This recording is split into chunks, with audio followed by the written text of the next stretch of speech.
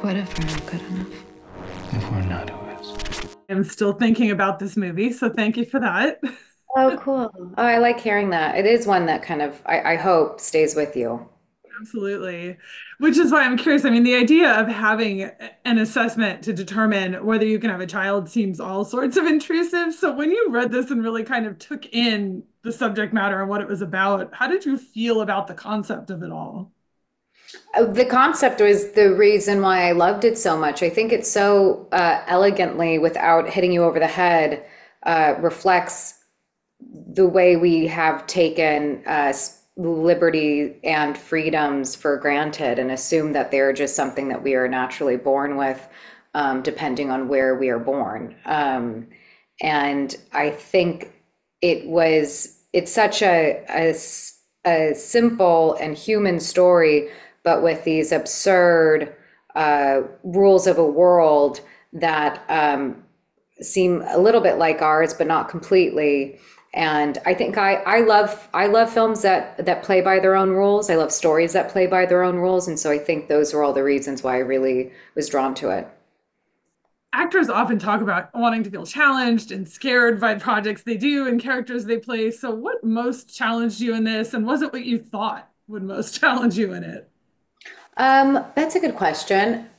What I wanted, I was, what my goal was, I guess, going into this, just as from an actor's perspective, not necessarily from a character, embodying a character, but I felt like there was an opportunity here because of the absurd elements, and the pressure cooker feeling of the story, that I would be able to try and reach an edge and hopefully push beyond it, as an actor. I think I am a very kind of controlling person, and I make really clear choices and decisions.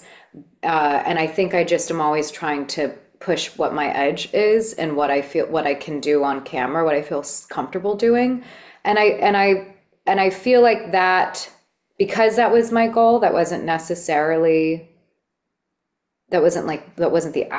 biggest, hardest challenge. I think the hardest challenge was swimming in that ocean. It was really, really rough. I'm not a great swimmer. I took lessons before shooting.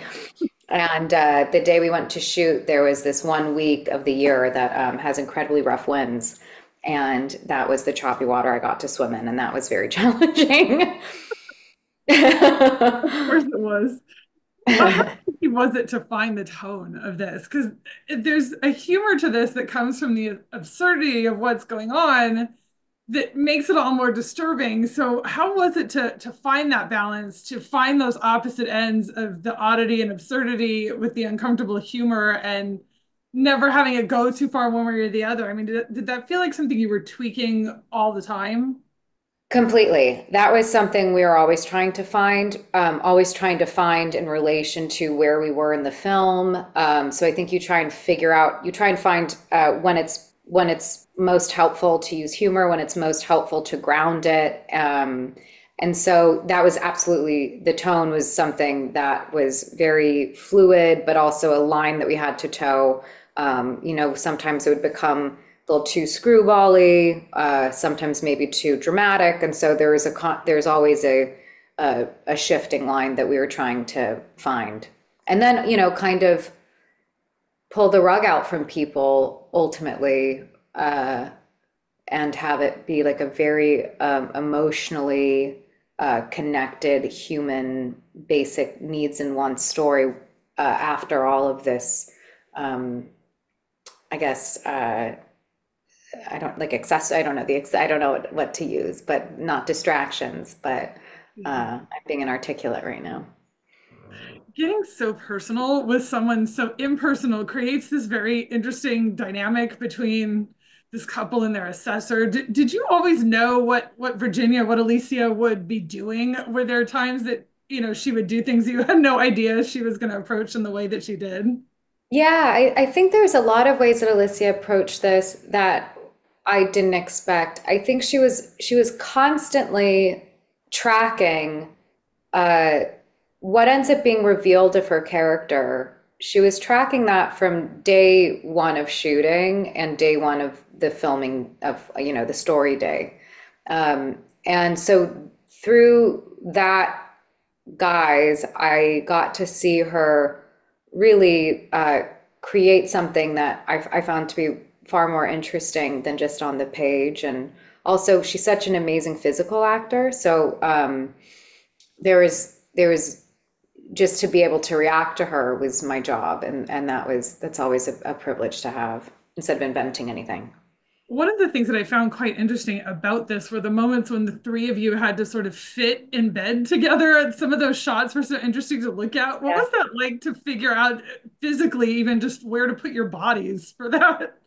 I think that's the stuff that Alicia and I and Fleur love so much. We love composition, and I think that was its own narrative form, is what we how we physically take up space on the screen and where our alliances are at any given moment within the film. And so that was something we were always pitching back and forth. How could we make this frame more interesting? And yeah, and help tell the story better between the three of them. Do you know what you're going to be shooting next? Are you currently shooting something now? Because you always seem to be working, but you always play such interesting characters that I'm always curious what we'll see next. Oh gosh, well, I'm doing something completely different right now.